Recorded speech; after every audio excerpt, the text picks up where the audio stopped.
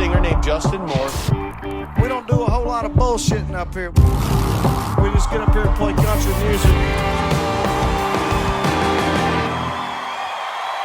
Let's do it. All right, here we go. Check, check. 1, 2. Welcome, everybody, to this week's installment of the Justin Moore Podcast. You're with us this season 3, episode 4. I'm JR the Handler, joining you from South Alabama today, and on the other end of my Zoom machine, decked out in Razorback Cardinal and black, ready to rock with his guitar and his microphone and his trusty Razorback lid on, is my brother, Mr. Justin Moore. What's going on, JM? Hey, buddy. Good to talk to you. Welcome back in, everybody, to the Justin Moore Podcast, as you said. Looking forward to a good week, man. You and I are pretty happy, speaking of weeks, with our sports teams. You mentioned Yes. the Razorbacks gear I got on.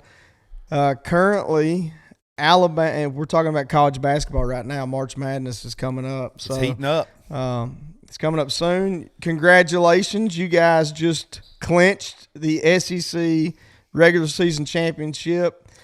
First one since, I think, 2002, I read. Seems a lot longer than that. That's exciting for you guys. Although we did beat y'all this week, but that was just a split game. So y'all got us earlier in the year. You had our number.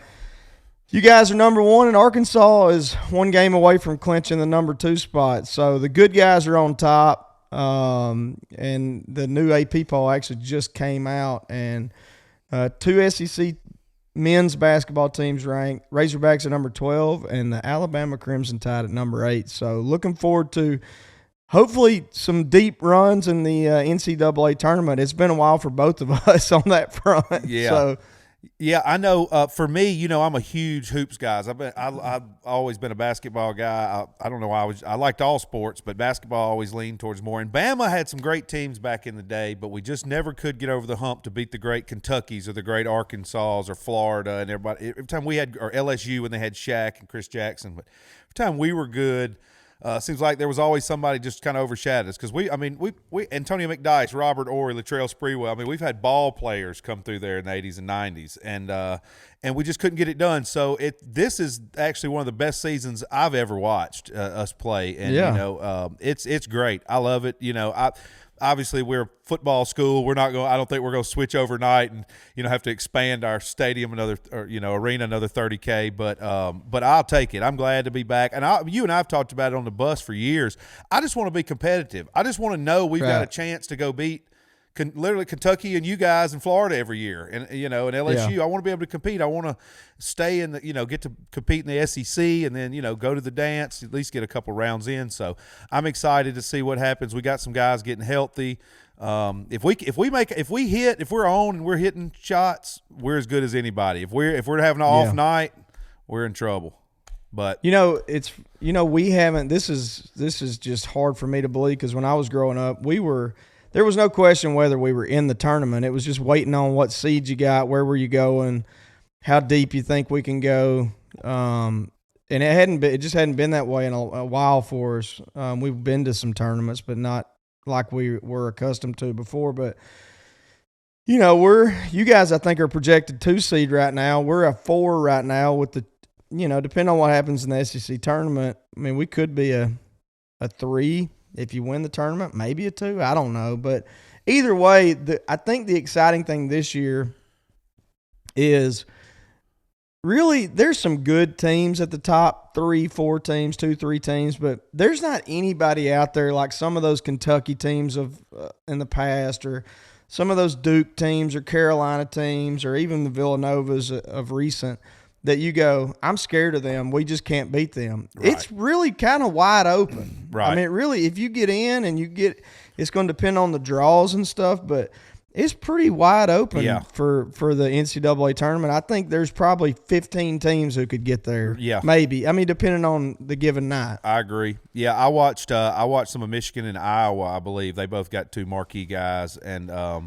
there's some there. But like you said, I don't know about just over the top, like wow, but good. They're really good, but they're good, but you're not afraid of them. Yeah, well, it's like Michigan. Michigan looked really good, but they're stud center is a freshman. So, I mean, he's going to get better. I mean, he's a stud now, but he's going to get better. So, but, it's like, boy, it's going to be even, dangerous next year. But, yeah, I agree. I think there's a lot of teams that could. I think we got a shot. I think you guys got a shot. I think a couple other teams out of the SEC could surprise some people. We got to play, by the time this airs, we're going to play Auburn. By the time this airs, and I hope we win. But Auburn's one of those teams, on paper they don't look that good, but we've talked about their point guard is going to be an NBA player one day, and they could surprise you and beat you. He's good. He has missed the last couple of games, even though that's the case. Auburn beat, I believe, Saturday. I believe they beat Tennessee, which Tennessee's been a mystery because Tennessee was really good during players. That game. I think they were 25th, and they were kind of one of the favorites early on in the SEC, and they've just been like Jekyll and Hyde, and so it's going to be fun to see. It'll be fun tournament. I guess the SEC tournament's in Nashville upcoming, I assume. Yeah. It's usually there or Atlanta, but and before we go any further, I was just going to say, before we go any further today, you'll probably notice that my voice is a little different. I've been dealing with a bout of laryngitis. I've had it twice in my career, and one of which started about this time last week. And I'm pumped up full of steroids. My doctor gave me a shot and a steroid pack. So yeah, you sound better and you look jacked. So I think the steroids are working, or maybe your jack is just puffy. So if you notice that my voice is a little off, that's the case. So hopefully I've got to go to Nashville. We've got some work to do later this week, including singing.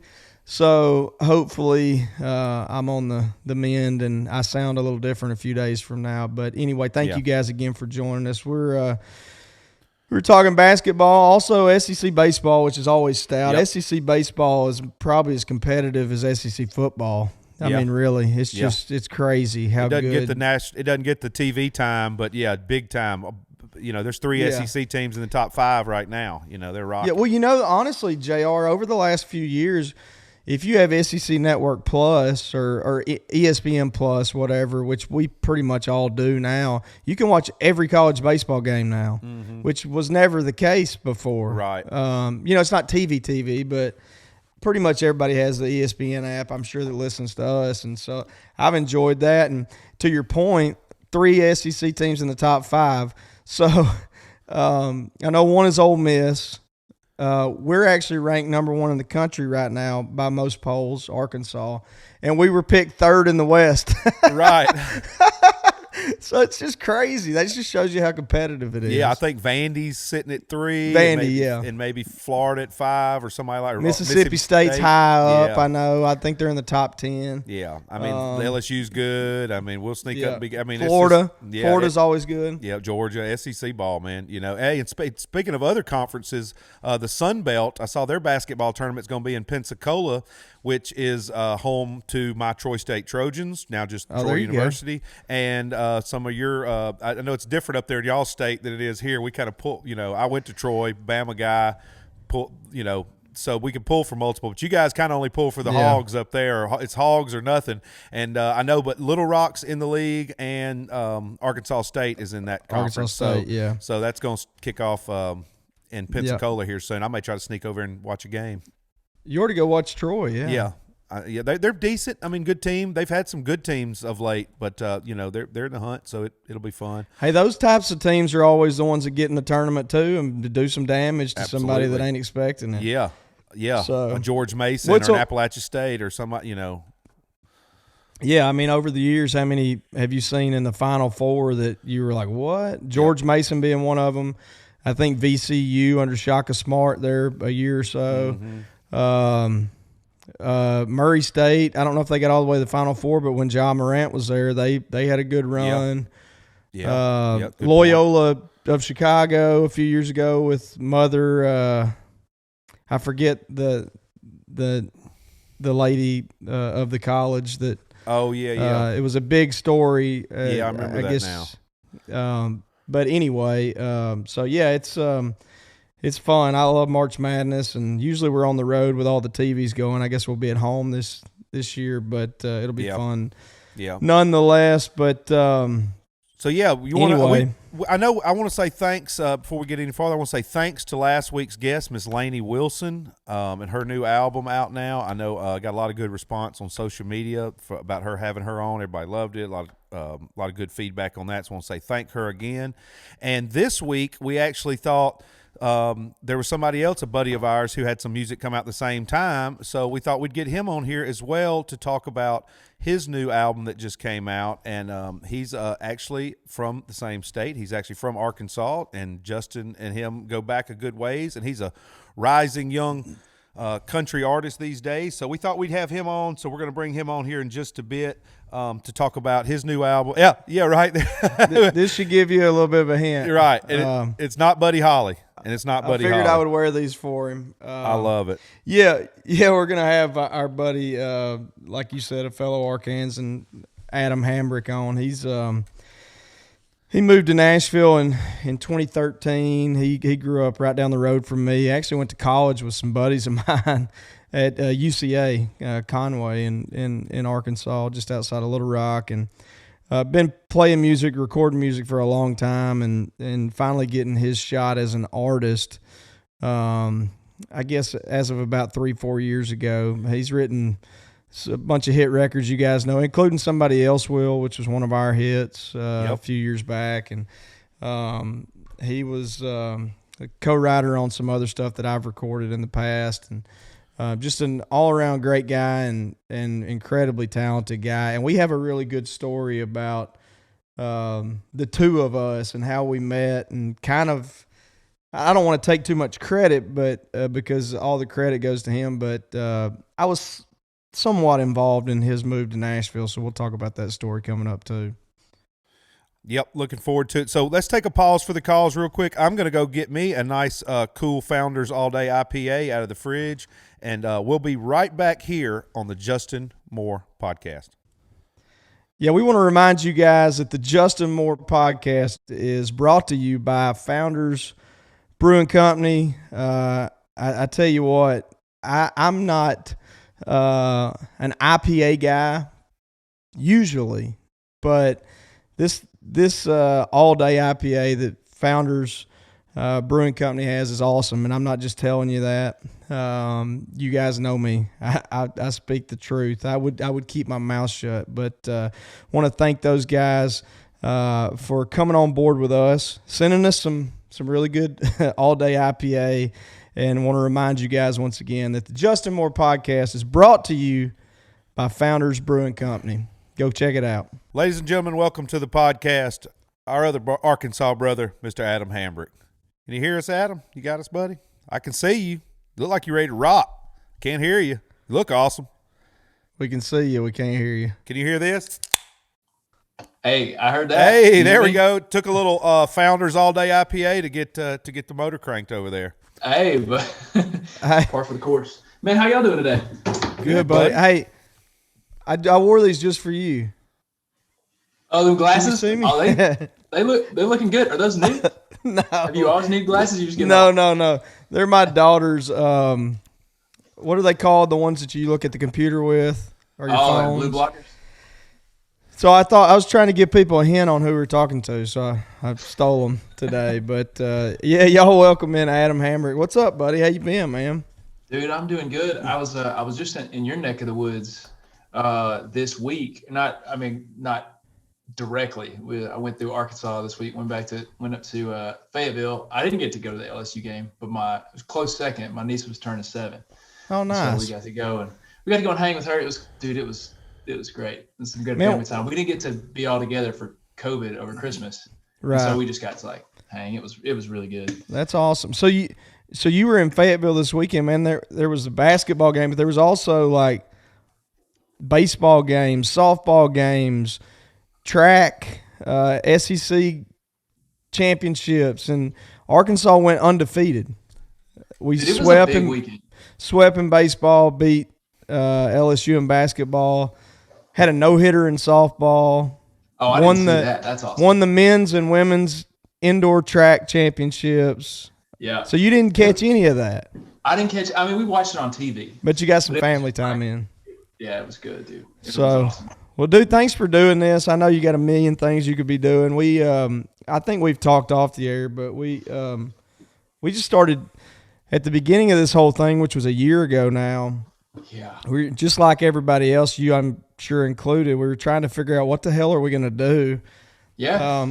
And so this is an idea. This podcast was an idea that we've had for years, honestly, but we always use the excuse we didn't have time to do it.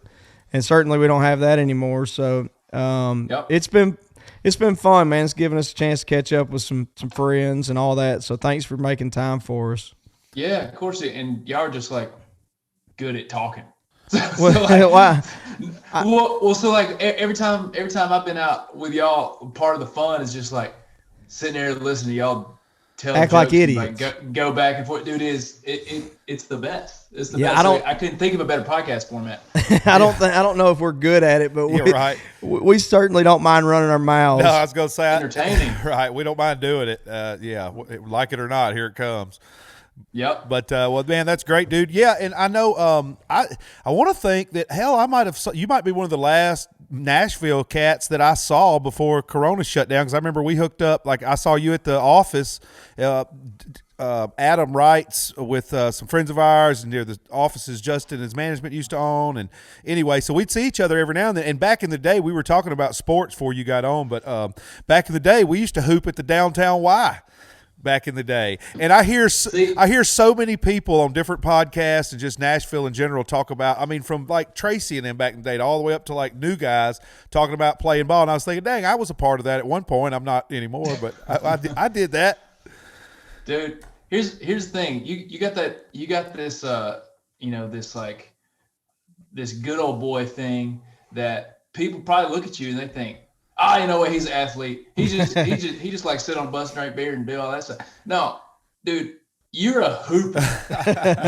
you're a freaking player. No, well, I've got my few little I was gonna say I got my few little tricks. I got my old man moves that I know that'll work. I don't come off the ground very far, never could, but I got a few moves that work. I'm deceptive. Yeah, I'll surprise you. I'm good for a few. I'll surprise you, but then up and down the court a few times, and then I'm garbage. But yeah, you too. Yeah, I mean, but you'd be a lot of guys. Justin can hoop. Justin's the state champ over here. Are you kidding? Right. Yeah, and I mean, we've all seen the Instagram videos. You just like raining down threes in your driveway. Well, I mean, I think we all are in the same boat. We all, one time every now and then, we can be as good as we once was. It just ain't real often, but we all got our little tricks. But to your point about JR, I remember we were on tour. I think it was 2013, 2014, something like that, and JR was out with Party at the time, and we went and played basketball almost every day. And the first day, I'm like, all right, I know this guy on my crew's all right. This one's good. This one can ball.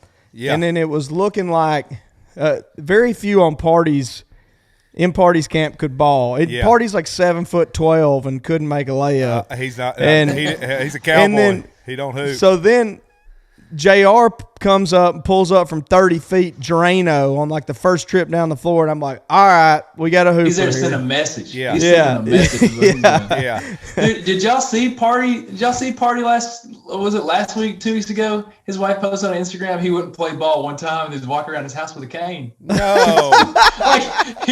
he pulled something in his hair. He twisted his pelvis or something like something crazy. And he was just like walking around like an old man in his house, man. I hope he's okay. Oh my God. No, I missed that, but it doesn't surprise me. I got to check on him. Yeah. Cause he's just not that, like he's athletic. Like no doubt. Yeah. He's strong. We've wrestled a couple times. Joker's strong. But he just grew up riding horses and doing that kind of stuff.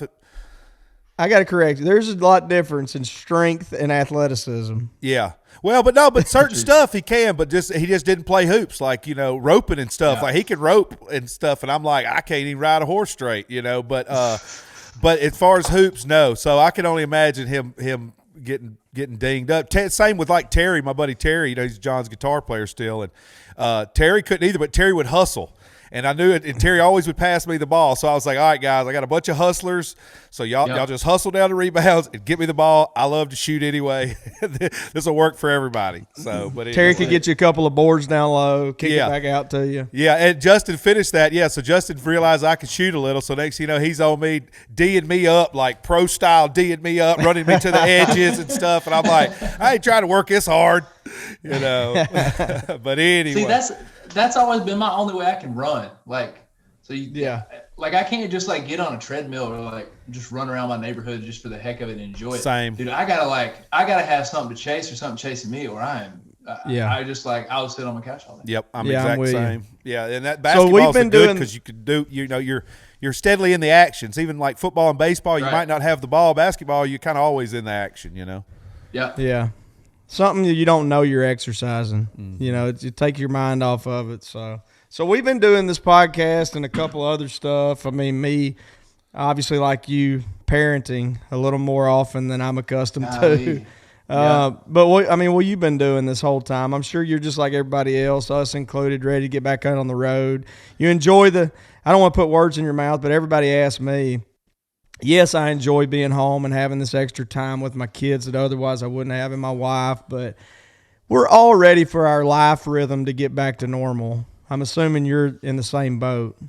Yeah, rhythm's a good way to describe it because I mean there's been no rhythm to this year. Even just being at home, because even something as simple as like going to church on the weekends, like that's normal. That's a normal part of our like weekly flow, and that's kind of like a weekly marker. We know on Sundays we're going to do this. We know on Mondays we're going to do this. And with everything shut down, there's just like there's no rhythm to it, and so it's hard to feel like, and especially for kids, I think kids need that kind of like Monday we do this, Tuesday we do this, Wednesday we do this, and it just like gives them a sense of time, gives them a sense of like what they do, and without it, I mean, people can be like untethered and that's kind of how it is on the road, which if you're an adult, like you can handle that kind of like imbalance or whatever, or you can make it for yourself.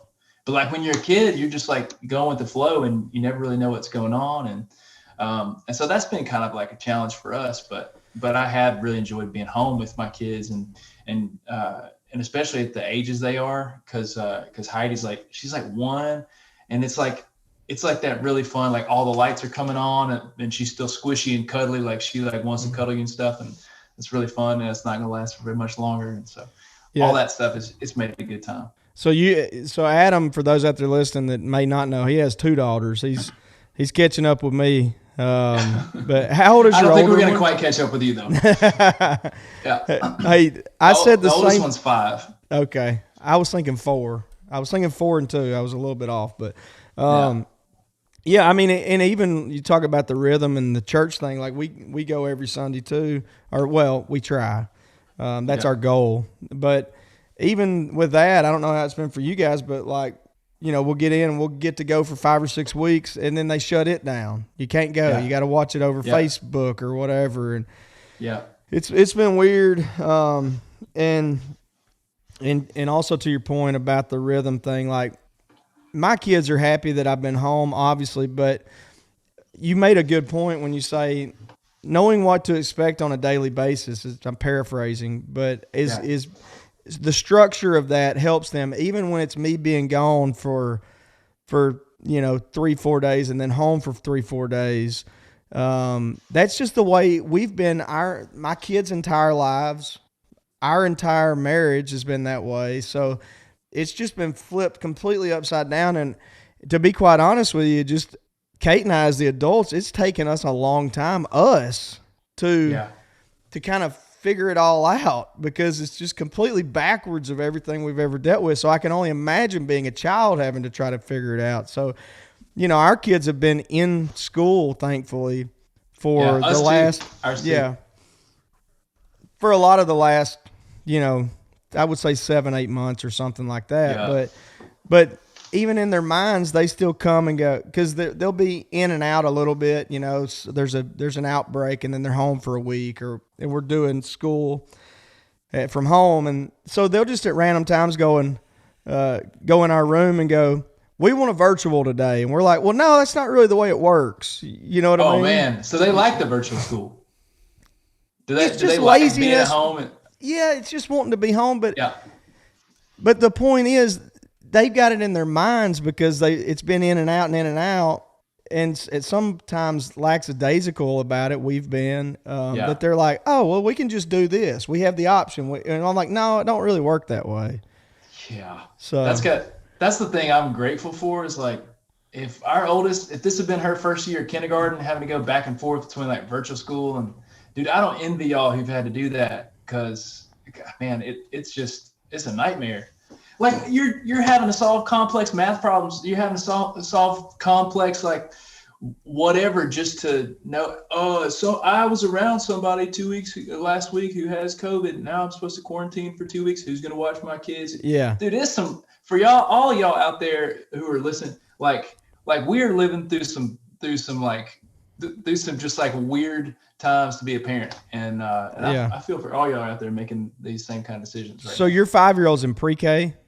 Yeah, she's in pre-K. Oh, thank Her God, birthday was man. a little late.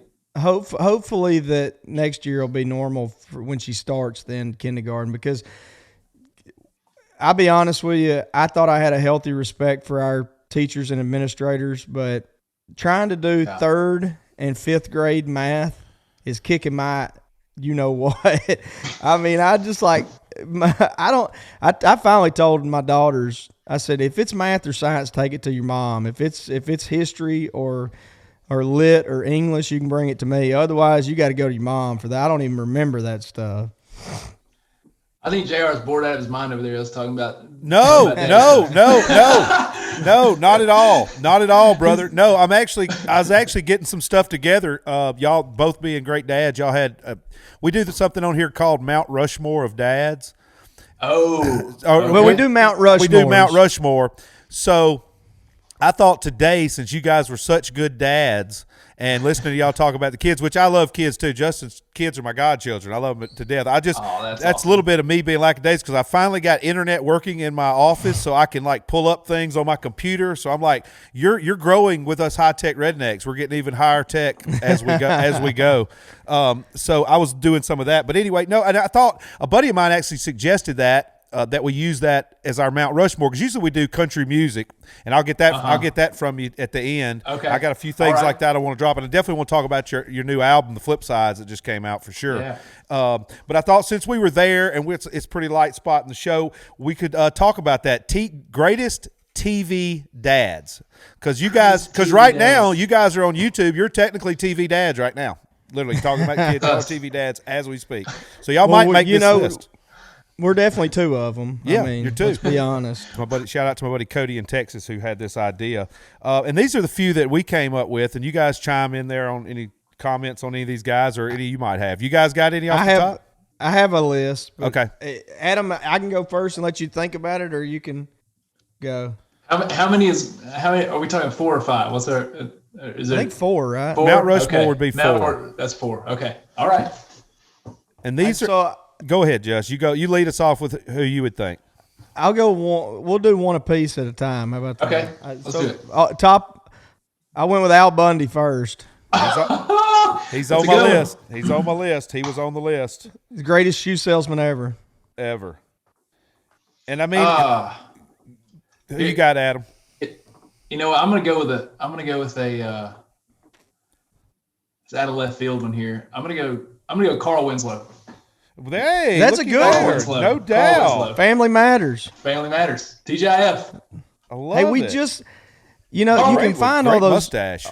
you can find all those old shows like online and stuff now, and so we actually just started watching that with our older girls. Family Matters. Oh, that's awesome. Yeah, I love it. And I had forgotten go ahead. I was just gonna say I had forgotten the first few episodes didn't have Steve Urkel, and Urkel came on and was supposed to be just a special guest, and then he was going to go away, but he was such a big hit they kept him in, and he became the show. I didn't even know that. I never watched the first season, I guess. Right. But Carl Winslow, he's a stud. I mean, you had Eddie going through all this teenage drama. You had Steve Urkel chasing his daughter Laura, but he was also kind of a dad figure to Steve Urkel. We never met Steve Urkel's parents. Right. Good Who knows what kind of a home life that dude had. He loved Right. he loved him some Carl from next door. Go ahead. Love it. Some good ones, no doubt. Yeah, and there's so many good ones, but that definitely. I'm going to throw two out there. One very controversial as of late, but on TV in the 80s as a dad. Don't go that. You're not going to go there, are you? I mean, Go for it. the first one that came to my mind was Bill Cosby. I mean, that was the greatest show of all time. I mean, that was the show. Huxtable. Huxtable, Heathcliff Huxtable. He was on there for years. Incredible name too. Yes, I think you just got us. I think you just got us banned from everywhere people can see and You hear canceled. this. Oh, I doubt it. I doubt it. Oh, they don't care about that. But that's another topic for another story. Yeah. We'll Nobody even knows what happened to any We'll of say that. that. But no. I thought, because I mean, he's a doctor. College. Great. Like you said, how many kids around there were at their house eating all the time? And stuff like that. Oh, yeah. But then another one that didn't quite have as much responsibility, but was, a great dad, single father, Mr. Andy Griffith. Oh man, you stole my next one. So He was on. It's okay. He was on It's mine okay. too. all right. Andy Taylor on the show. Yep, Andy Andy Taylor. Taylor. Man, that guy was a dad to the whole town. Stud, Yeah. Anything. Solving everybody's problems. And was the sheriff and had to take care, all that. Yeah, So, Adam's going with two cops, two dad cops. I didn't even think about that, but yeah, support our law enforcement. Yes, good we folks. do. That's yes, right. we do. Good dude. So- Andy Griffith. I loved everything Andy Griffith ever did. Yeah. One of my favorite times with my granddad growing up is we would watch Matlock in the afternoons, and that was nap time. We didn't say Me naps. too. We said we're going to take a Matlock. The Matlock. I love it. I love it. Yep. All So right. a show kind of in that same vein that my wife makes fun of me for because she says it's a girl show. I've talked about it on here before. I don't understand, but I watched it all the time. Was Little House on the Prairie. So Charles Ingalls. Charles Ingalls. Yes. I thought he was a dandy. That's a good one. So All right. who still you don't know got? why my wife makes fun of me for watching that. But All right. I stole your Andy Griffith. So who you got? You got one, Adam? I'm going to go Danny Tanner. Oh, there's a good Danny Tanner, Full House. Yep. Another single dad. Single dad, a house full of girls. And dude, that was hey, have you seen What's that Fuller House? No, I haven't watched it. Hadn't got We into it. we watched it with our kids. Okay. It's pretty good. Is it good? And I Is it will actually say- good, or is it just like nostalgia good? Like you just remember Well, showing your kid. DJ looks really good in it. I'll just say that. She, Uh, and She really came Stephanie into her don't own. look too bad neither. I got to be honest with you. So They came into their own. How about that? yeah, they did. That's They a good did. one. All right, so I'm going to go with one who was a dad to many. Well, I've got some old ones. I'm going to throw out two old ones here that I doubt you guys are going to drop because I'm the elder member of this panel here. Archie.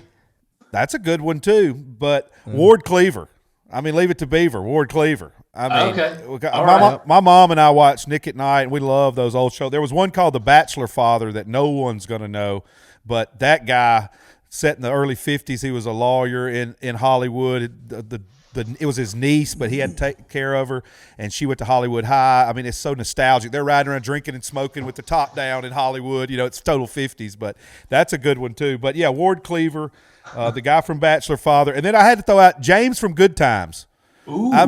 He was a hard-nosed, hard-working man, but took care of everything. They had everything they ever needed. What a great dad. You know what I mean? Wife loved him, good kids, crazy JJ. But and then one of the, I don't. He has to make it, if nothing else, for his hair, is Mike Brady from the Brady Bunch. Yeah, that's another strong I thought one. about that one too. That's another strong one. Deeply I feel like I ingrained. live on the set of the Brady Bunch most of the time. Right. In my house. Could you All the imagine doubling drama it? going on? Could you imagine doubling it in a No. ranch-style No. house in the 70s? Not at all. Hey, at least you got a maid. Yeah, you have Alice. This is true. This is true. Yeah, that's So, all right, you got one more, Adam? Dude, I got one more, and this is like quickly becoming. I guess I'd say it's my favorite TV show, just because the writing I think is so brilliant. But Jack Pearson from This Is Us, I think, is the greatest TV dad who has ever been written on the screen. He's like everything you want in a dad. he's like there, right? He's like deeply present for his kids. He knows his kids, and he has this like kind of harsh past, and a lot of his like past has his being a dad is like a reaction to his past. He had a crappy dad, and so he's like really hyper focused on just like working hard and teaching his kids to work hard and being there for him and showing up and like really teaching them how to like do life. Man, he's a really inspiring character, and he's like, that's the dad I want to be. Wow. My wife watches that show, loves it. I haven't watched it, but maybe I need to give it a whirl. Well, they try to make you cry every week, and I can see where people would get tired of that. But I just think it's a brilliantly written show. It's like, if you're a fan of like good writing and like good drama, it's really solid. All right, so my last one is, now I don't like the remake of the show, but I love the old show, is Dan Connor from Roseanne. Oh, that's strong. My favorite. That is strong. Yeah, I feel like I fall somewhere in between Andy Griffith on the Andy Griffith show and Dan Connor most days. Yeah. I'm leaning one way or the other depending on which day it is. That's awesome. Man. Yeah, he had to deal with some stuff throughout the years. Oh, yeah. I mean, wow. Yeah, the only other one I had on my list that Cody sent me was the guy, the dad from Wonder Years. Yeah. Oh, that was a good one. Wayne. No, Wayne was a brother. Who was the dad's name? I forgot. It's been a long time since I've seen that show. I forget. That's forever ago. Yeah. And then I just thought about randomly too, the one when Tony Danza was the dad. I can't remember the name of that show. Who's the boss? Who's the boss? Yeah. Who's the boss? Tony Danza. There was a couple more that I mentioned. They just didn't make my cut. But Homer Simpson. It's a good one. And I watched Happy Days. So the dad from Happy Days. Yeah. Good one too. Yeah. So yeah, all good ones too. But see, this is like, Adam. We started this with the country music Mount Rushmore, and we quickly realized you can't just do a broad spectrum of the definitive Mount Rushmore because there's too many legends. Yeah. So you have to do your personal Mount Rushmore. Yeah. So I guess we'd have to do our personal Mount Rushmores of TV dads, which it's too hard to pick. Just about. You know what I do love about our list though? There's no like dumb dopey TV dads in our list. Like I feel like maybe that's just like the last except for Homer. 20 years or what? Yeah, Homer. And Al. That's true. Homer. Homer. That's true. Yeah. I didn't put in Frank from Shameless. You know. Right. Yeah. See, my dad fell somewhere between Homer and Frank and Tony Danza. There you go, somewhere in there. God bless him. But hey, speaking of that, Mount Rushmore of country music. Now we're going to talk about your album.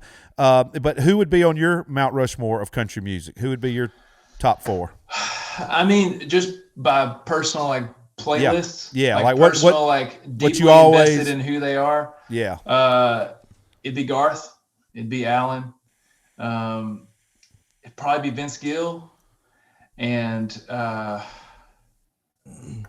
man, I don't know who had landed in my 4th. We had Hank Jr., Hank Sr., Waylon Justin had on his. I had George Jones on mine, Dolly.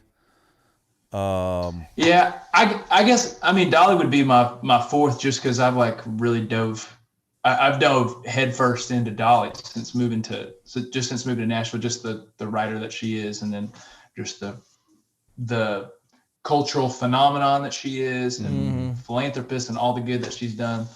But just as a songwriter by herself, she's just incredible on that list, right? I mean, she's on the Mount Rushmore. And her backstory and the whole thing, you know. Yeah. And her front story. Yeah, right. Oh my gosh. Yeah. Hey, listen, but she does the Imagination Library where like you sign, like your kid, you have a baby, you sign up for the Imagination Library, and this foundation like sends your kid a book every month. And then really, I don't know if it's just Tennessee or if it's like, I know it was nationwide, but then they kind of like scaled back a little bit or something. But like every year or like every month since both my kids have been born, like a book has shown up, and then Gracie gets so excited. She's like, Dolly Parton sent me a book. I'm like, yes, he did. Wow. That's awesome. How cool is that to have to give to them when they're 18 or whatever? Man, it's so cool. It's just like it's just such a thing, because so many like parents, especially in Tennessee, like don't, they don't have the means to just go, or the thought, I'm gonna go buy my kid a book. Well, don't worry about it. We'll send you a book every month, and then your kid can read books. And it's just like a really cool, really beautiful thing. It's awesome. That is cool. Yeah. So, well, speaking of songwriters and people that you look up to, what went into the flip side? Tell us about the new album you just put out last week, the 19th. So I guess it'll be 2 weeks as this airs. Yeah. So flip sides came out on the 19th. We recorded it a while ago. That's what I was going to ask. How long have you had this in the can? And hey, Adam, real quick, I don't mean to interrupt you, but I just kind of want to lay it out there for people. Correct me if I'm wrong. This is the last in a series of 2-song EPs, correct? Yeah. So which I thought was a really cool way of kind of laying it out, because we're all still trying to figure out this new arena in which we release music to you guys out there listening. I mean, and it's kind of a fluid process. At least it is for me. So yep. I thought what you did was a pretty neat deal. So I wanted you to give a little bit of that backstory while you're talking about the most recent one, if you didn't mind. Yeah. So just like we talked about, COVID set everybody back. Nobody knows what end is up. Everybody's just trying to figure this out as we go. And like we recorded this music a while ago, and I've been, we had a plan for radio last year, but then kind of they just shelved new artists at my label for a little while because nobody really knows what's going on at radio. And so like, okay, how can we release music in a way that's interesting and different? Singles just seem so like putting out like a single song to me just seems like really like light and in some ways like half-hearted. Like how can I, make something that's a little bigger than a single, but not to where we're like burning a bunch of songs to where people listen to it for a second and it's gone. And so the idea was to put out songs 2 at a time and like have each one of them have a little theme and like see them like fit together and flow together. And then when we get it done, we release them 2 at a time, then we get them done. It's a 6-song project that kind of flows together and feels cool and feels like it's all one theme. John Mayer did that a few years ago with Search for Everything. He put out 4 tracks at a time. He put them out and he called them waves. And I just thought that was brilliant. I've wanted to do something like that ever since. And so it just really, I just love the idea of it. And we just finished it up. And so it just came out on the 19th, called The Flip Sides. I don't remember if it was the first or second installment or wave of this deal, but I was fortunate to make the text or email cut of Adam's to where he shared some of it early with me. I don't remember if that was the first one or I think it was the second one, maybe. Yeah. That sounds right. Man, just brilliant. I mean, I loved it. I texted you right back. If you remember, I'm like, dude, these are great. And I mean, you're just so talented. I mean, you and I have had this conversation. You know how much respect I have for you. Beyond, I mean, for those out there listening and watching who can't tell, I'm sure you can by now, but Adam's just an incredible human being, really great, God-fearing guy who I really have a lot of respect for and look up to in that regard. But just relating it to his music and his artistry and his writing, I mean, he's just supremely, supremely talented. And so I encourage everybody to go check it out if you haven't. I'm sure a lot of you have, but really, really good stuff, man. Yeah, that means a lot, and it always does. I don't know how many of you guys listen are familiar with me at all or any of that, but me just being in Nashville is thanks to Justin watching me. One random morning on a random we TV alluded show. To this. Yeah, y'all tell that. Go ahead. We didn't get into it though. Well, I was just making I was in Arkansas. I was working a job. I was doing video and graphic design for a college student ministry. Loved my job. It was awesome, but like music was kind of the dream that wouldn't die. You know what I mean? And so I just like went into the studio. I had all these songs from college, and I just went into the studio with some dudes from church and some good friends, and we made this record. And I was like, we'll see what happens. Was it Fighting from the Ground? Is that what it was? Yeah, it was called Fighting from the Ground. And I had seen, I just had some buddies that I had seen do some cool stuff. So Chris Allen had just won American Idol. He was one of my college friends, and he was the first person that I ever saw do music like on a big stage.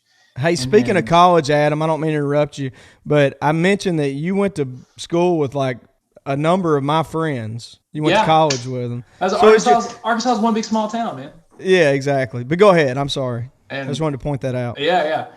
But so yeah, we, I forgot what I was saying. Well, but fighting from the ground, you went and put that project together. I put that project together, and then we're doing local press, and then Justin saw me on TV, and dude, he called his producer Jeremy, and Jeremy just like reached out, and I thought it was like spam. I thought it was like send us $50 and we'll give you 10,000 friends on MySpace. And in complete transparency, this is exactly what happened from my account. So I lived in Nashville until my daughter was born in 2010. I had moved there in 2002. And it was always my goal to move back home. And my career had gotten up and going. My wife and I had our first daughter, who's now 11.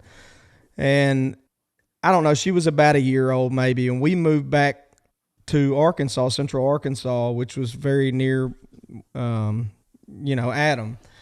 And were you living in Conway at the time? Yeah, I was 2010, 2011, something like that? Okay. Yep. So I lived in a suburb on the other side of Little Rock. So we probably lived 30, 40 minutes from each other. And there's, just like every other town, there's a Good Morning Arkansas, Good Morning Amarillo, Good Morning, whatever. So I don't mean to sound, I don't know how to put this. I'm not trying to sound hateful in any way, shape, or fashion, but a lot of times the musical guests segments on those can be a little less than spectacular, I'll say. Unpolished. And so, it's in a studio. It's not good setting for anybody playing. Sometimes it's not professional. Yeah. Level stuff. Most times it's not. It's early in the morning. Yeah. And so I get up early one morning with my daughter. This is probably 2011, maybe, Adam? Yeah, it was something April. Like that? It was April 2011 when I got that first. Okay, so I had probably been home for a few months maybe or something, and I'm watching Good Morning Arkansas, and I'm like, they said, well, we got a young singer coming up, gonna play a song or two for us, and I go to the kitchen, try to make a cup of coffee, and I'm like, this ought to be good. I'm just being real hateful, nasty, and Adam comes on, and I'm like, oh, okay. I walk back and I listen for a minute, and then I try to go make a cup of coffee. You get a little more into the song, I walk back and I go, that's actually pretty good. I walk to the kitchen. I come back, I go, this is freaking brilliant. Like, this is amazing. This guy is amazing. That's awesome. I never made my cup of coffee. That's awesome. And so immediately, I never thought about it. I called my producer and I said, dude, I swear I just saw somebody on Good Morning Arkansas by fluke randomly that is amazing. Let me know if it's just early and I'm out of my mind. Or he calls me back, like I told him your name. I said, go look this up, because I had looked it up. He calls me back in like 10 minutes. He goes, this dude is ridiculous. I go, I thought, that's what I thought. And so, dude, that's so anyway, cool. You would have found your way. You would have found your way into this somehow. But to be just a small part of the story is pretty cool for me, because I have so much respect for you. But it's just, man, right place at the right time, and just God's. It's just so wild when you think of how he puts things together, and then we get to know each other and find out we have a lot of mutual friends and folks in common. As a matter of fact, I talked to somebody this morning. I called into the sports station here in Little Rock and talked to RJ Hawk. Yeah, RJ. The Buzz. RJ, and he's like, man, RJ used to get yelled at by everybody in my fraternity because he'd ref these. He was like the intramural ref, and then everybody like, freaking RJ, that wasn't foul. Anyway. So yeah, he brought you up. He didn't even know we were talking today, and I said he brought up you, and I was like, hey, he goes, oh, we went to college together. I'm like, dude, I'm talking to Adam later today. So we did. Anyway, we did a lot of like stuff in for like the news station and channel, like because we were both broadcast journalism guys, and we both did a lot of stuff in college. It was awesome. So yeah, man, it's been fun to kind of get to know each other much better and consider each other friends now. And like I said, just to be a small part of the story. I don't deserve any credit at all because you would have created your own story regardless. But here's the thing. I would have never. There's a lot of people that moved to Nashville and they're the big fish in the small pond where they come from. They're the best singers in their town, the best songwriter in their town, or whatever. And they show up to Nashville. They don't know anybody, and they're like, "I'm here to take over the world." I don't have that in me, and I never have, right? And so like it has taken a lot of like encouragement from people like you for me to like step in and feel like confident in what I do and like my, whatever it is I do as a singer and as a songwriter, as a performer. Cause like in Nashville, if you'd have told me that I'd be doing what I'm doing right now, if you'd told me that 10 years ago, I'd have been like, but how though? And because what you and I do is like really different. And so like what you do is what I think of when I think of Nashville. I think of cowboy hats and boots, and like, that's not really my vibe, but I grew up on country music. I love country music. That songwriting like makes me. Right.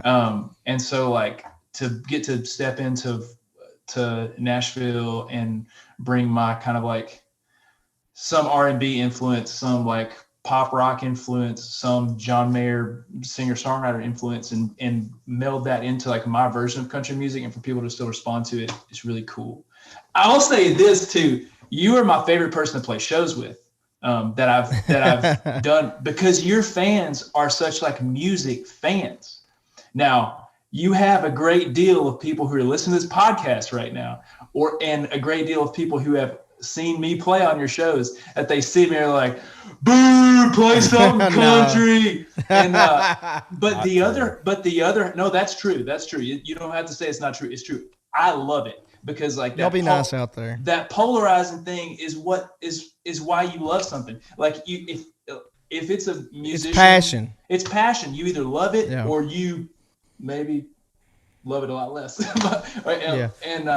And like those shows that I played with you, was it like in, I guess right before it closed up, we played a show in Athens, Ohio. I had my best merch night of the year playing. That's awesome. Opening for you because there were a few people in the crowd who are like, play something country. Somebody literally said that.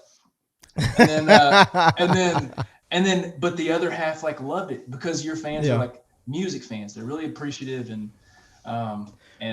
yeah, I love playing that's shows with you. Well, thank you. I'm glad to hear that. I want to touch on something you kind of started with, which was you didn't have that thing to where, and I don't want to, maybe it's a lack of confidence. I don't know if it's that or not, that to go to town and say, I'm going to take over. I don't know if that's what it was, but that's kind of the way I interpreted it. Yeah. And I was full of probably shallow bravado, and probably shouldn't have been there. I had what you didn't, where I was like, I'm going to go be the biggest thing ever, but I have half of your talent.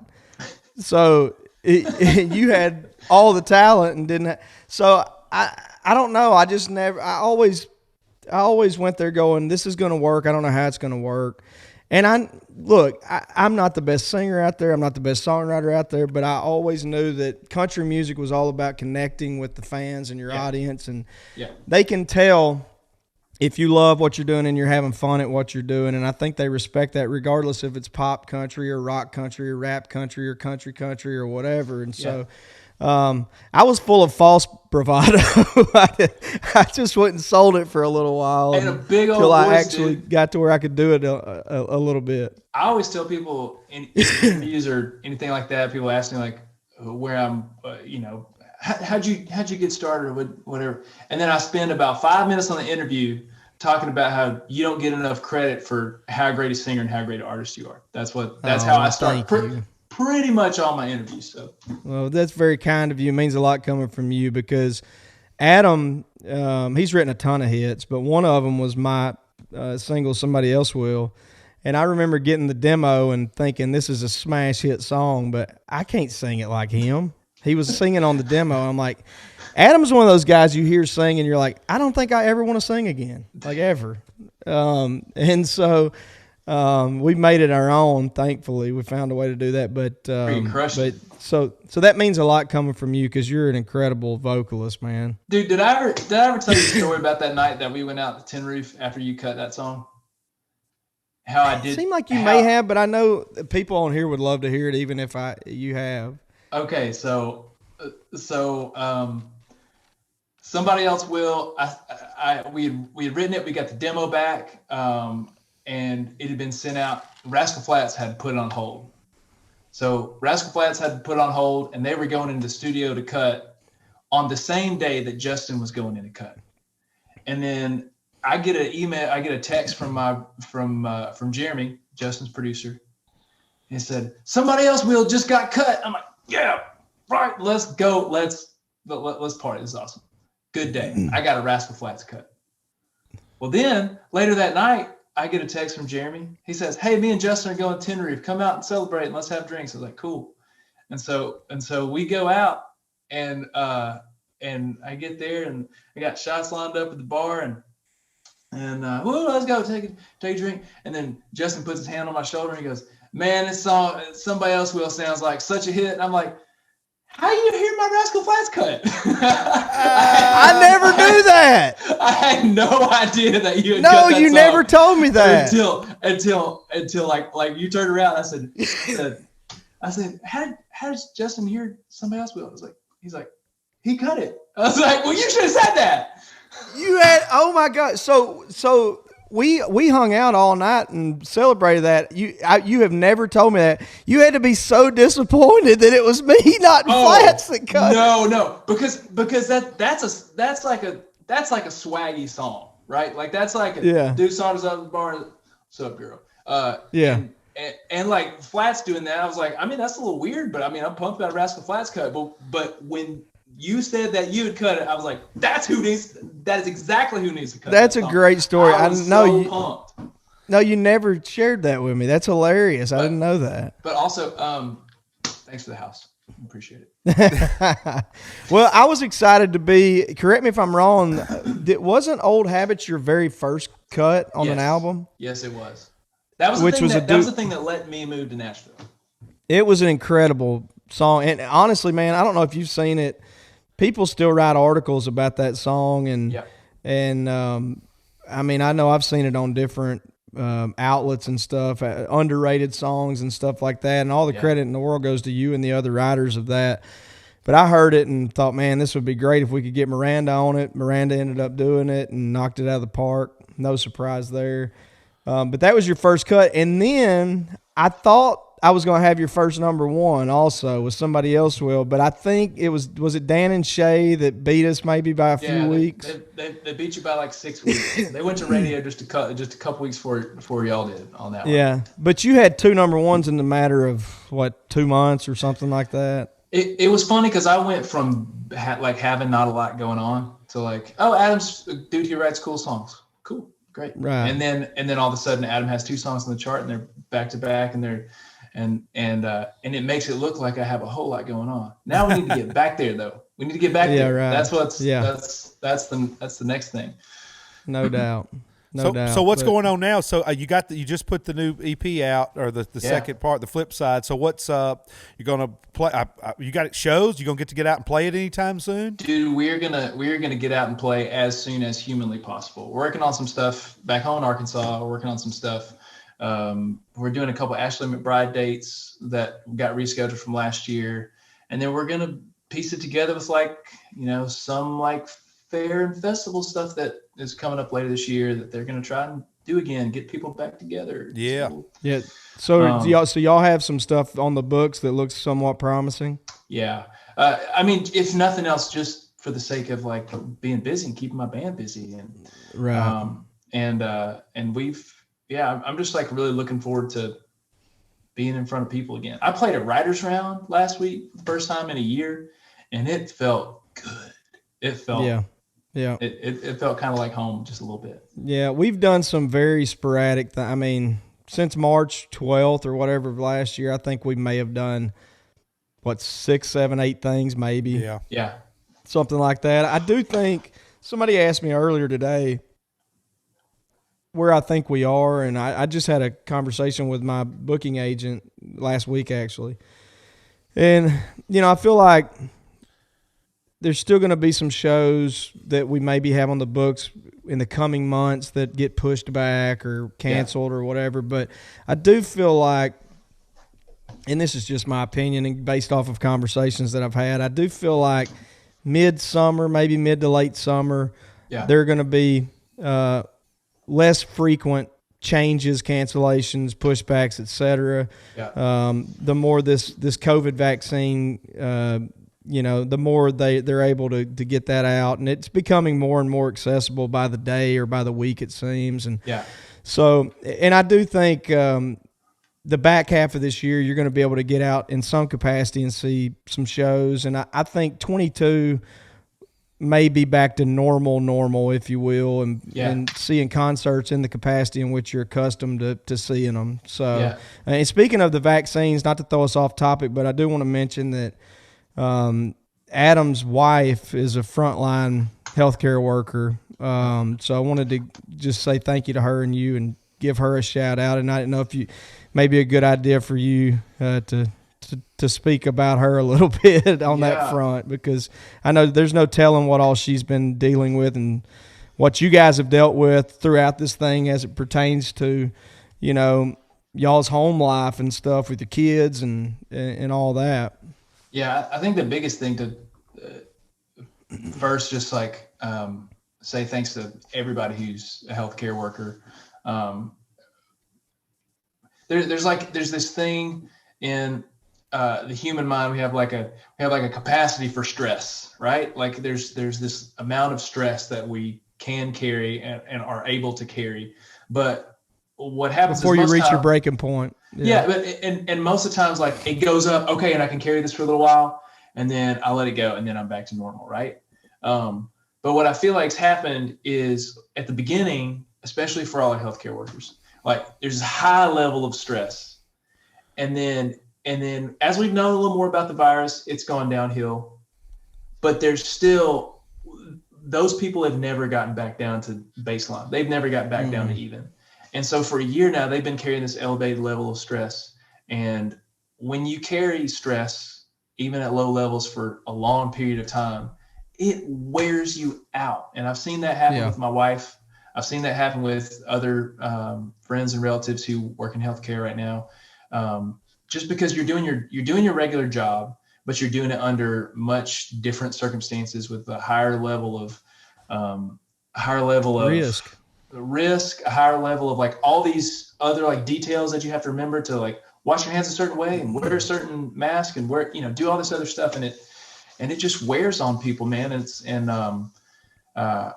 just have a lot of empathy for people who are going through that. I wrote a song last year called Between Me and the End of the World.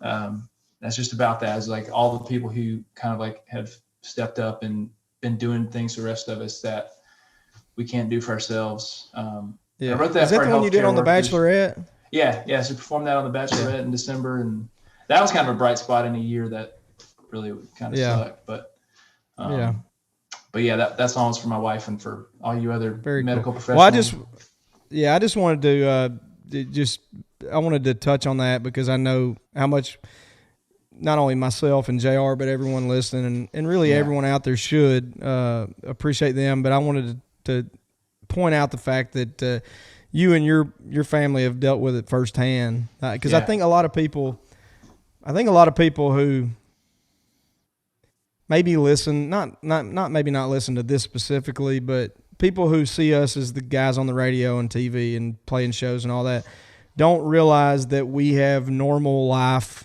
things going on as well. I mean, I certainly didn't growing up being a fan of music. I thought, well, so-and-so's life's perfect. He had a hit song or whatever. And, people wouldn't even probably dream that your wife has a job. You know what I mean? They probably think y'all are just off camping out in Fiji somewhere or something like throughout this whole thing. You know what I mean? If only. Yeah. So, I just wanted to point that out. Yeah. For sure. Yeah, absolutely. Thanks for that. She and then everybody else who's been working in that this year. No doubt. Deserve all the love. Yeah. Well, tell her thank you, and we hopefully she's well and hello and all that. Yeah.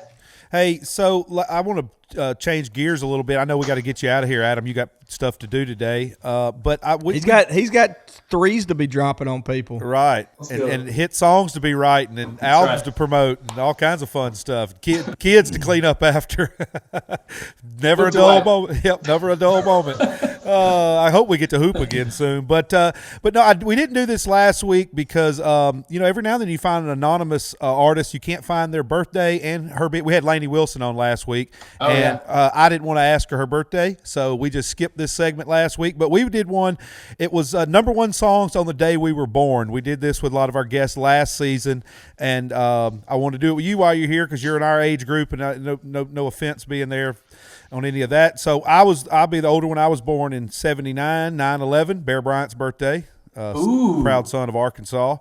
And my song was Conway Twitty's I May Never Go to Heaven. I May Never Get to Heaven.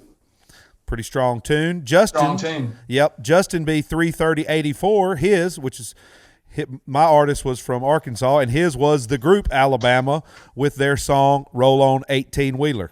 All right. So I did a strong birthday. Yeah, no doubt, right? Roll On 18-Wheeler. So I did a little background. You're April 17th, 85? Yeah. Yes, sir. The number one, do you want to take a guess, Just or Adam, what your number one song was the day you were born? 85. 85. This would be April of 85. Nice spring day in 85. Steve Wariner, Linda. No. Three names. One, two, like boom, boom, boom. David Allen Coe. Earl Thomas Conley. Hey, there we go. We got a winner. ETC. There we go. He had 18 number ones in a row. Can you believe that? 18. Man. I'm going to guess, don't make it easy for me.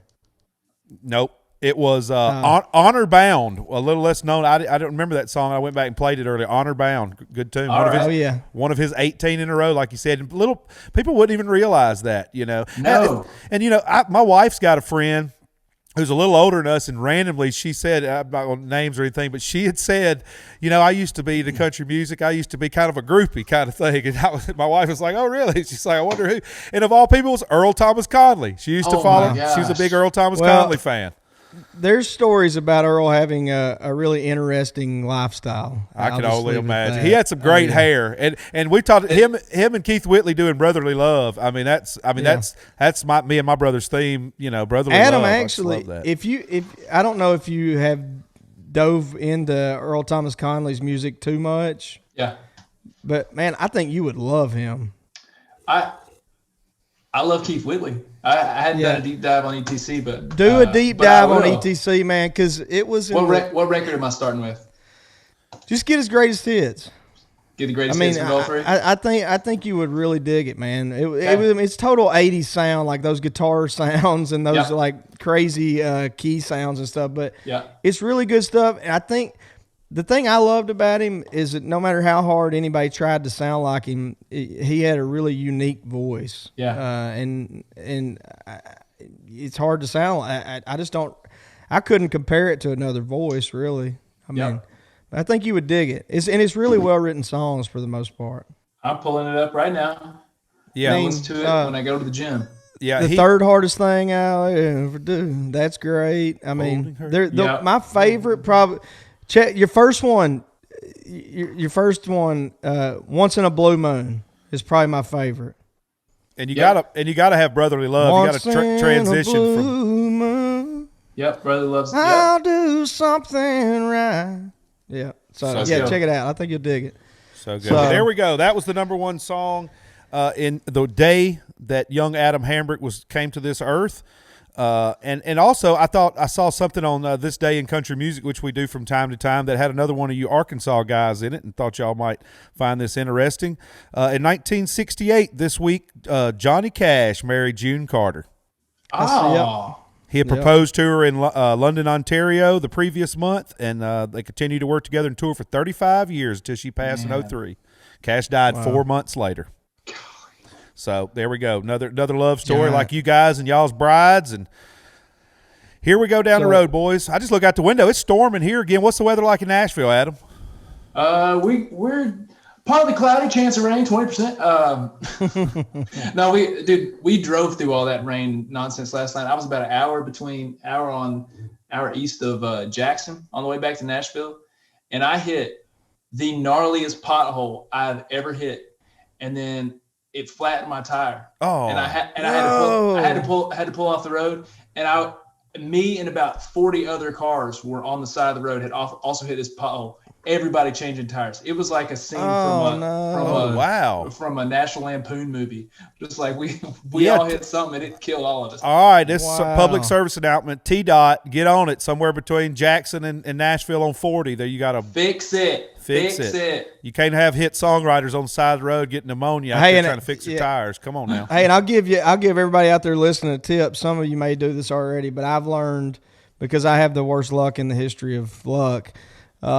I've started carrying my impact with me everywhere I go in any vehicle, so I ain't got to deal with the tire iron. It'll make your job changing a tire, your impact wrench. Oh, like an impact wrench. Yeah, you can get them on the attachments for your lug nuts. Yep. It will make changing a tire about 5 minutes, where it usually takes way longer than that. So there's a little tip for everybody out there. Yep. Yeah, keep your little bag with the batteries. I always have a blowout or something on a trailer or something. So, but well, we're glad you made it. My wife, kids that I have a little rain cloud followed me around all the time. So. But before we get you bet, man. Before we get you out of here, happy early birthday! I've got a birthday. I'll be 37 this month, and you'll be 36, I guess, April. So hopefully we can celebrate to. Try to keep that under wraps, right. Trying to stay connected to the younger generation. Yeah, we'll edit this out. Hopefully we'll get to celebrate together at a show here sooner rather than later. And again, thank you so much for spending some time with us, buddy. I know you're busy, and really, really good to catch up with you. And I hope you know that how much I appreciate you and your friendship, and how much I respect you and what you do. Not only artistically, but more so as a dad and a husband and a Christian, and I look up to you for it. Same, brother. Hey, let's go fishing. Let's do it. Yeah, and when we get back out on the road, let's go play some hoops, and we'll be the guys that don't look like they can play over there, act like we don't know how to tie our shoes, and then we'll hustle some people. Yeah, let's right. Go. There you go. Hustle some locals. All right, buddy. We appreciate you. Y'all go to AdamHambrick.com, check on Adam's music, his tour dates, all that fun stuff. Sign up for his mailing list so you'll know when he's coming to an area near you, or when he puts out other new music, which sounds like he's working hard, so you'll have some of that before long too. But go get the flip sides right now on iTunes and anywhere else you get your music from. And thank you again, Adam, and we appreciate you, brother. And we're pulling for you. Anything we could do here at the Justin Moore Podcast, you let us know, buddy. Thank y'all, and go Hogs. Hey, Woo Pig, much love, brher. All right, Adam Hambrick, y'all. Yeah, how about that? Good stories.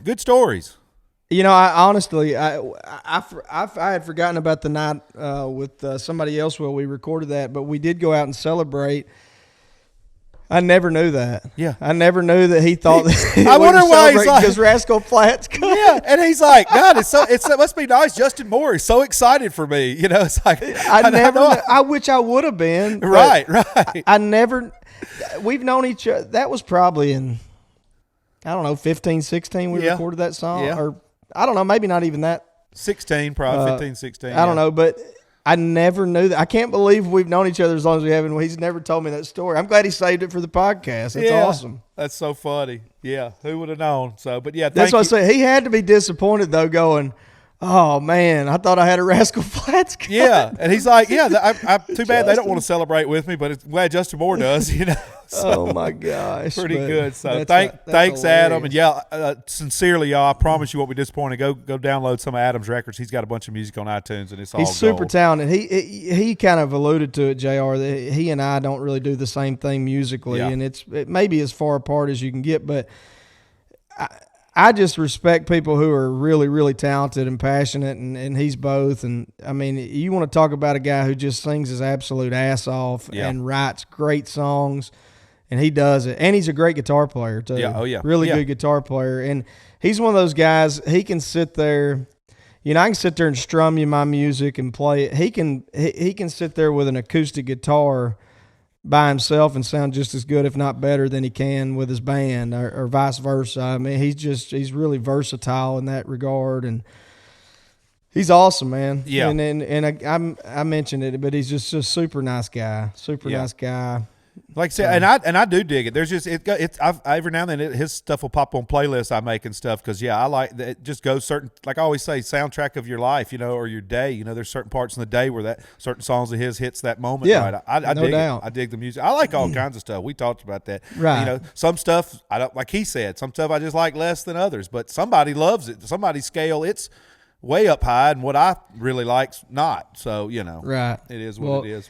Yeah, well, thanks for Adam coming on. We're going to take a quick break here, and then we'll come back and wrap it up with you, talk about a few more things. I want to remind you guys that the Justin Moore podcast is brought to you by Founders Brewing Company. I'm actually drinking a cold all-day IPA Session L as we speak.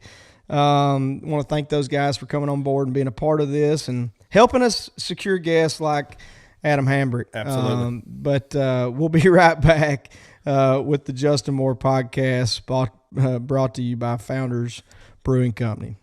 So something else I want to talk to you guys about that I'm very, very excited about. We have a brand new partnership that we are so thrilled to be able to finally announce. We've been working on it for a while now with a company that I have a ton of respect for and have admired from afar for a long time, especially me growing up out in the country, around heavy equipment, machinery, on a farm, now living on a farm. Bobcat and I are partnering to do some really special things upcoming. They're going to be my main tour sponsor. We're going to have merch. They're going to be a huge part of this podcast moving forward. And some really cool opportunities for you guys out there watching and listening. Some huge sweepstake opportunities where you guys are going to be able to win some stuff, some tickets, merch, all kinds of stuff. But we are just now able, as I said, to announce this, and it's something that I'm excited about. I always am very mindful about who I choose to partner with. I want it to be a brand that I truly value, such as Bobcat, and a brand that I have a lot of respect for, both the product and behind the scenes. And no doubt about it, I'm a big Bobcat fan, and it's a relationship that we have just kind of got going, and I look so forward to developing and working alongside the guys and gals from Bobcat. So stay tuned for more information about this. You're going to see our buses rolling down the road with a big, huge, badass looking Bobcat on it, and we're going to have some equipment out there on the road for you guys to check out as well. And I got to get some new Bobcat equipment on my property because I got some work to do. But again, stay tuned for sweepstake opportunities. They're going to be a huge, huge part of this podcast. Our tour, we're going to get back out there and tour soon. We're really, really, really close. And they're going to be a huge part of that. And so looking forward to that. Go check out their website too. And we'll have all this stuff on my website and socials, as will Bobcat. So check it out. And just wanted to fill you guys in. Exciting stuff.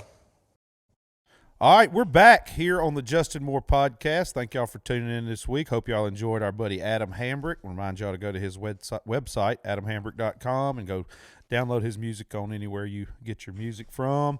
Talking about that, we talked to Adam a little bit about shows. I know we've got a cool something coming up here, March 19th, live stream, Justin Moore and his band in a barn, cool setting, coming live to you on March 19th. I want to let everybody know where you can find that. You can go to Justin's website or any of his socials in the bio, and there'll be links to that. That would be the easiest way I would suggest. Just go to justinmooremusic.com and go find the link on there. We'll have it right up on front posted. If not, it's gigs.live artist JM. So can't find it there, we'll have it in the links to the socials as well, and on the podcast episode notes. Y'all go check those episode notes out every week, give you a breakdown, and there's some links and some cool stuff. We have links to the artists that we have on and things like that, so y'all make sure. And so just to kind of be a little more specific about that, it's just going to be Justin Moore live from the barn, and it's JR alluded to it. It's a really cool setup. We got cameras everywhere, and looks like a movie set or something. Yeah, We saw it really does. We saw it last week, and it's really, really neat and a really high resolution, high. 4K. It's going 4K, the whole deal. Yeah, it's really, really neat. It's like something that they would shoot to be on TV or whatever, and some of it may end up there, but it's basically being set up like a normal show. So if you want to watch, we've done a lot of artists have, we've done some live streams for free and stuff over this past year. This is where we are putting on a show like we were going to put on a show at any arena or something. So you buy a ticket and you go. But so that's what you do on the gigs.live website, or as JR said, you can find all that on all my socials. And so it's like purchasing a ticket to a concert. And so please go get some tickets if you guys have any interest in seeing a live show finally. It's not exactly live like we're all accustomed to, but it is a live show, and it's the full band and full production and the whole bit. So it's going to be fun. I know for us, we won't have a curfew. We may play 2-3 hours. I'm going to pretend it's just like a real show. I'm going to be doing my normal routine. I'll be booted and suited, having cold ones. Oh yeah, I look forward to it. And I me and the guys haven't played a full band show in a long time, so we're certainly looking forward to it and excited. And so hopefully you guys, maybe, I don't know if you can safely do it, get a group of friends together and all. It's kind of like a pay-per-view type deal, like your all getting together buying the fight or something like that. Maybe you can do something like that or something. I don't know, but it's a cool idea, and thankful we have the opportunity to do it. And that will air, the 19th of March, JR, you said? March 19th, correct. Cool. March 19th, yep. And you can go, like I said, go to Justin's website or go to the any of the social bios on the socials. They'll have links to all that stuff. And on top of that, we've Friday night too. It is. Yeah, get you good Wranglers on and the pearl snaps, and pretend like you're going out for that. Maybe cook a nice steak at home or something, and party with us. Yeah. And it's going to be. I can't remember what they're doing. I think it's $20 or something like that. It's nothing. So everybody get together and have a party. It's going to be fun, man. So, and the other thing that you guys buying tickets contributes to is we've talked, especially early on throughout this whole thing, is employees of mine like JR, not being able to pay them for a lot of this time off, and so that's going to contribute to me being able to pay my band and crew, because it's taken our whole operation to put all this together. Yeah. So. On top of the other crew, the other crew, the local light and the camera people and the production. It's probably 40, 50 people, I would say, that are getting paid from this. So I don't want to be on here begging, please, but if it's worth it to see a live show in this capacity for you, we would much appreciate it. So. Yeah, everybody go get it. Just go get it. It helps a bunch of people, and you'll enjoy it, and it'll help the cause. It'll be good. It's going to be fun. I'm going to have fun. I look forward to it, buddy. Yeah. So that's March 19th. Go to justinmooremusic.com and make sure to get the link to that. Go ahead and sign up and get ready to have that as soon as it pops up on March 19th. Outside of that, we've got a few other gigs coming up down the line. We want to drop on everybody. We're going to do a little acoustic run. Actually, by the time this airs, it'll be next week. I'm really looking forward to that. Yeah. It's going to be Justin and Josh and Roger, his guitar players, and myself and a few other crew guys. We're going to go down to outside of Orlando to Sanford, Florida. We're going to play the Barn on the Thursday, March 11th. Then on Saturday, March 13th, we're going to be at the Plant in Dothan, Alabama, not far from my old stomping grounds of Troy, Alabama. Sure see some friends and family there.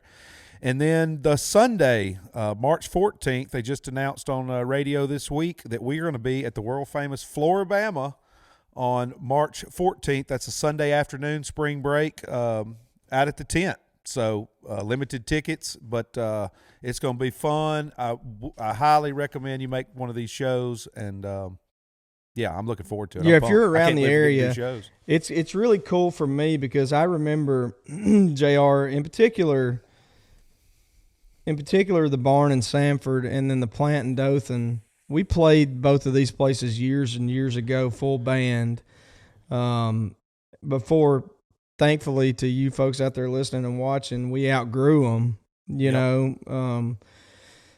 and just brings back a lot of really cool memories of playing these places over the years. When you first have your first hit or two or three, and you get to go play all these little clubs that are, I think the barn may hold 800,000-900,000 people, something like that. Maybe a little bigger at the plant. I'm not sure. But it's cool to go back after probably haven't played either place in 10 years, Right. So it's really neat to go back. We are doing it acoustic, but I almost sometimes think that's even more fun because it gives us a little more leeway with set lists and those types of deals, especially in this climate. It'll give me time to interact with the audience and talk and tell some stories, and we can kind of catch up really a little more so than just boom, boom, boom, song. Well, and I said this last week, somebody talking about going to some acoustic shows. I think it was when I was going to Jamie and Randy's show. I told somebody, and they were like, yeah, it'd be cool to see them full band or with their bands on a tour together and this and that. I said, yeah, but you can see that again. That's likely. But likely this is that some of these acoustic things and these stripped down things and stuff, this is only going to happen for this year or two while we're dealing with COVID. Yeah, it just never happens. And then it'll go back and it won't.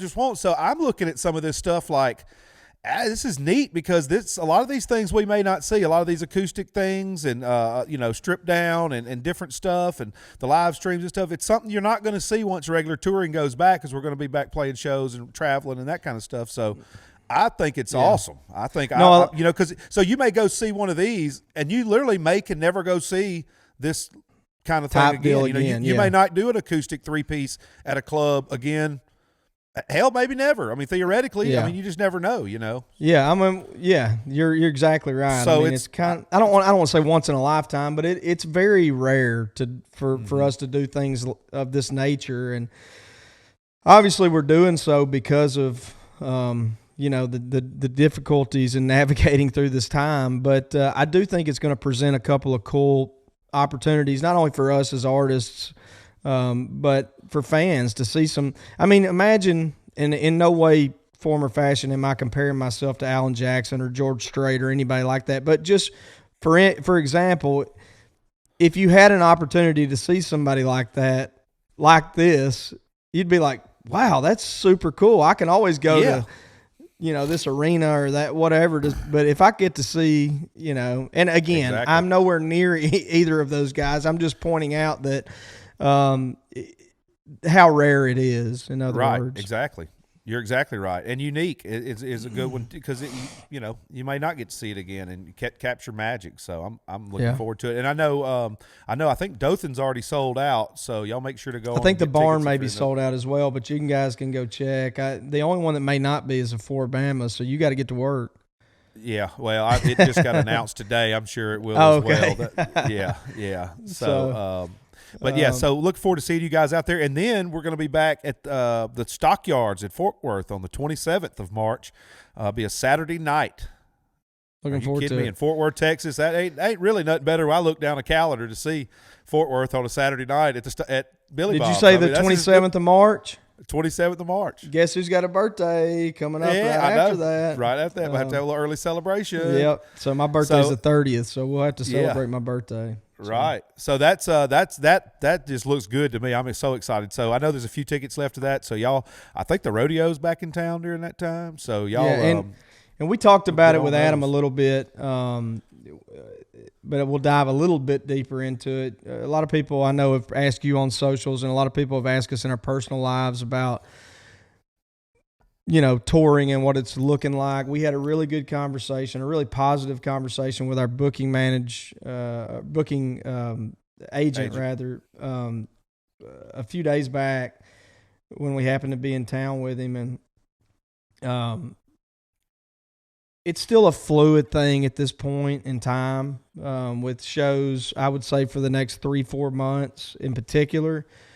I do think the back half of the year, we're going to be out there with more frequency. And I do think some things are going to continue to maybe get pushed back or even canceled possibly, but there are a lot less of those things occurring as we move forward each week, each month, each season. So I think the back half of the year, maybe mid summer on should look pretty good. I think the capacities are still going to be limited. But moving into 2022, so you're going to have the opportunity, I believe, in limited capacity to go see shows throughout the back half of this year.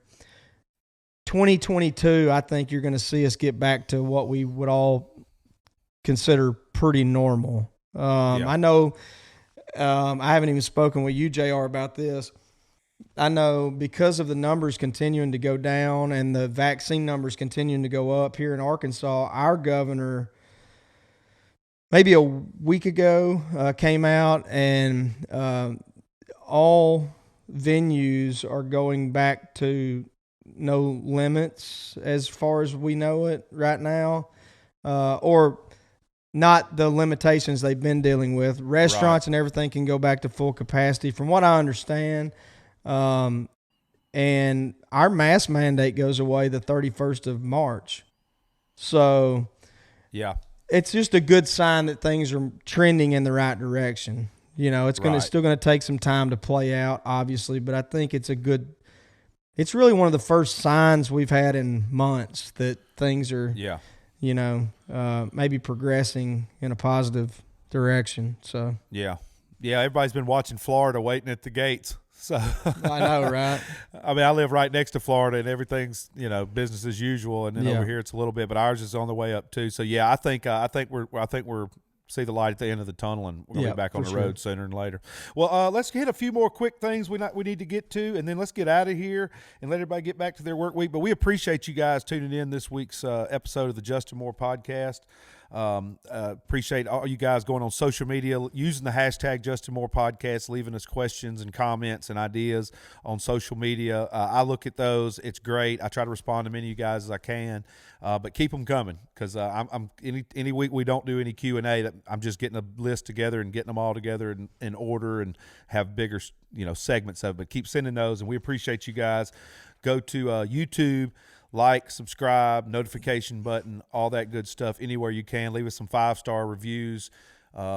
Leave a quick review under that, and tell your friends. Spread the word. Grab their phone, hit the purple thing, download. Yeah, and all those things do make a big difference. I mean, we've noticed since we've started season 3 that thanks to you guys doing that, thanks to some great guests, obviously, and thanks to Cody who has really elevated this production aspect and getting things out in a more timely manner, because he stays on our tail ends about it.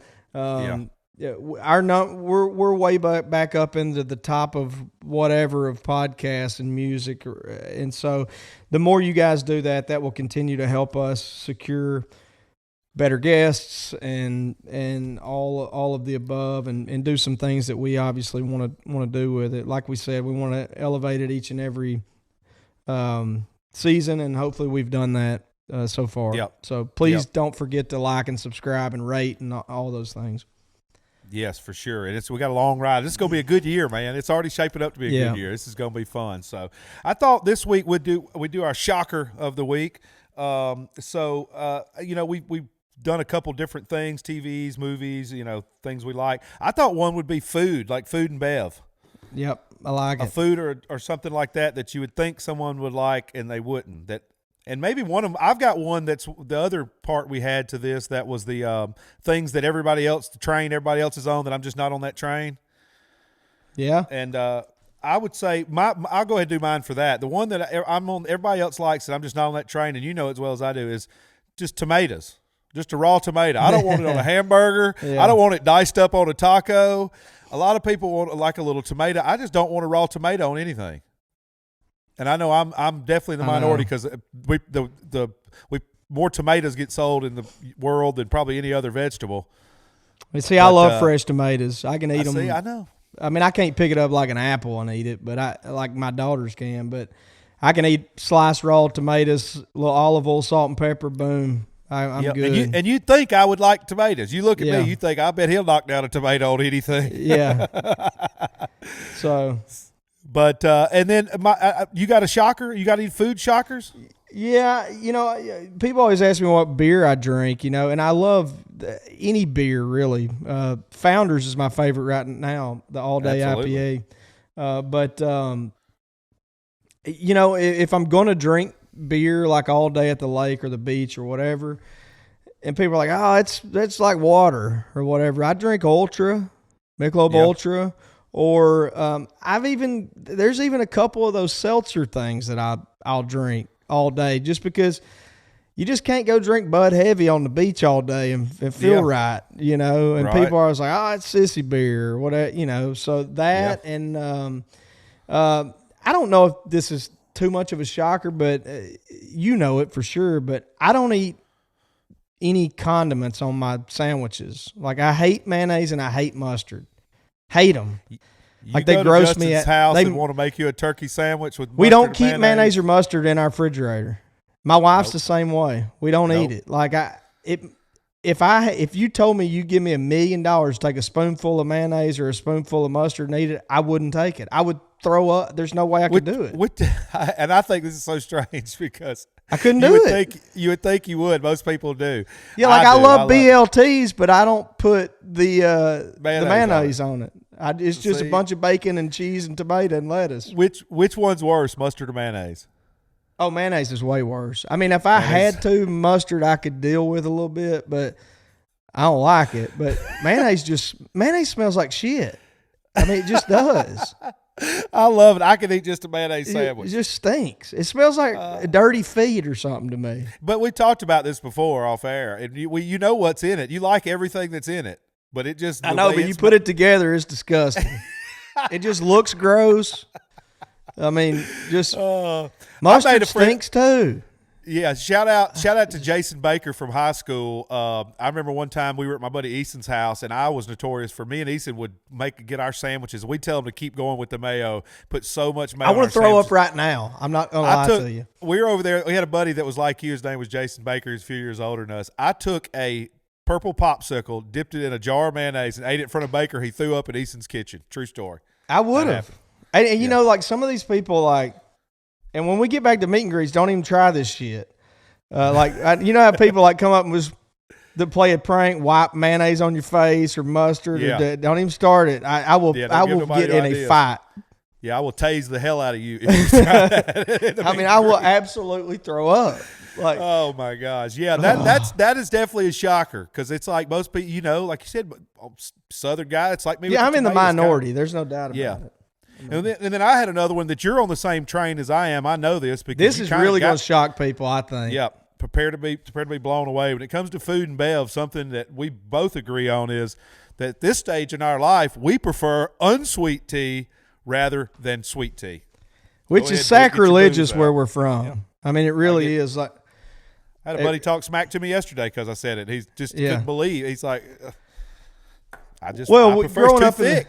Growing up in the South, so here's what happened for me is I was in the same boat. I was like, oh, how do you drink unsweet tea? You know, it's sacrilegious in the South. And I got on a health kick. This was 6-7 years ago. And so one of the things I was trying to cut out was sugar. And I drink nothing but pretty much tea all day. And that was hard for me to get off sweet tea and go to unsweet. But now that I've drank unsweet for so long, I can't even drink sweet tea. It's just way too sweet for me and thick, like you said. And so that's, but it still blows my family away. Like they're just like, I don't even get it. Like, how do you know, they still don't understand it. Yeah, most people. I mean, yeah, when I say can I have some tea, they're like sweet tea. I have to. Usually, it's correct. It's usually the opposite. No, I'd rather have unsweet because for me, it's like that. It's just too thick now. After I got to doing it, I got to where I liked it because I could drink more of it. I guess was how I deemed it. I said, well, if I don't have as much sugar in it, I can drink more of it. You know, so I would water it down some, and then I figured, well, I just won't do the sugar, and I just use extra lemon. Started maybe with some stevia or sweet and low or something, and then wean myself off of that. Yeah, I can't do that. I just like mine on some ice with just lemon, and I'm good. I just like to taste the tea. Yeah. Now it's funny because like if you go to a restaurant where JR or myself lives, and you just say, "I'll have tea," they bring you sweet tea. Right, over ice. If you go anywhere, you want lemon or not, that's you go anywhere else, you know, anywhere outside of the South, if you order, they don't even usually have sweet tea, you know. It's just, but like if you order tea, it's just unsweet tea. But if you come down here and you just say, I'll have iced tea, it's going to be sweet. Right. Unless you specify unsweet. Yep. You know? Usually so. And then, like I said, or they just don't have tea. That's just how it is. Right. Same with me. It's too thick. And I said, a couple years ago, we met Dallas, Diamond Dallas Page, our health and wellness guru / world champion heavyweight wrestler friend.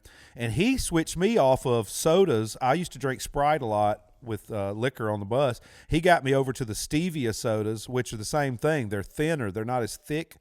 And I'm kind of the same way on that. If I go try to drink a Coke or a Sprite now, it's just too thick. It's just like, it just tastes funny to me. The texture, it's just too thick now. Yeah, I haven't drank we call everything, where in Arkansas, I don't know how it is in Alabama. Some people say soda. We call everything a Coke. Coke, yep. It's all a Coke, yep. A Sprite's a Coke, a Coke's a Coke, a Dr. Pepper's a Coke. Like, Yep. It's not soda pop where we. Right. And, pop. You want some pop, don't you know?